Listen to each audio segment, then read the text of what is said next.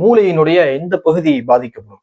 அதாவது ரீசெண்டா கேம்பிரிட்ஜ் யூனிவர்சிட்டியில ஒரு ரிசர்ச் பண்ணியிருக்காங்க. என்ன அப்படின்னா, பெண்களை தவறான சிந்தனையில் அதிகமாக பார்த்து கொண்டே இருக்கும் பொழுது, ஆபாச படங்களை அதிகமாக பார்த்து கொண்டே இருக்கும் பொழுது, அந்த தவறான சிந்தனைக்கு அடிக்ஷன் ஆகும் பொழுது, மூளையினுடைய இந்த பகுதி பாதிக்கப்படும். அந்த பகுதி அஃபெக்ட் ஆகி கொஞ்சம் கொஞ்சமா டேமேஜ் ஆகி வாழ்க்கையில சரியான கரெக்டான டெசிஷன்ஸ் எடுக்க முடியாத ஒரு நிலை ஏற்பட்டு விடும் அப்படின்னு ரிசர்ச் பண்ணியிருக்காங்க. அதாவது மூளையினுடைய இந்த பகுதியில தான் டெசிஷன் எடுக்கக்கூடிய ஒரு தன்மை இருக்கின்றது.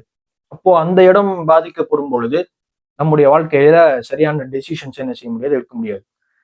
குர்ஆன்ல சொல்லப்பட்டிருக்கின்ற விஷயத்தை தான் ரீசெண்டா இப்பெல்லாம் என்ன செய்யறாங்க அப்படின்னா ரிசர்ச் பண்ணி கண்டுபிடிக்கிறாங்க.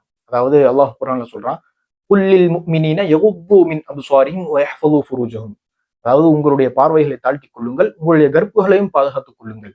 இப்போ நம்முடைய கற்புகளை பாதுகாக்கணும் அப்படின்னா முதல்ல நம்ம என்ன செய்யணும், நம்முடைய பார்வை என்ன செய்யணும், தாழ்த்தணும்.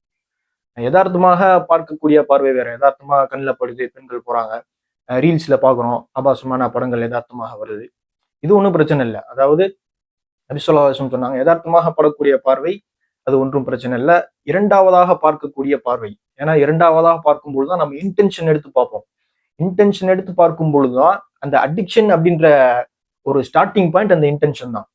இப்ப இரண்டாவதாக பார்க்கக்கூடிய பார்வை ஷைத்தானுடையது. அதாவது அடிக்ஷன் ஏற்படுத்தக்கூடிய பார்வை. அந்த அடிக்ஷன் ஏற்பட்டு நம்ம பார்க்கும் பொழுது வாழ்க்கையில இந்த இடம், அதாவது மூளையினுடைய இந்த இடம் அஃபெக்ட் ஆகி நம்ம வாழ்க்கையில சரியான டிசிஷன்ஸ் என்ன செய்ய முடியாது, எடுக்க முடியாது.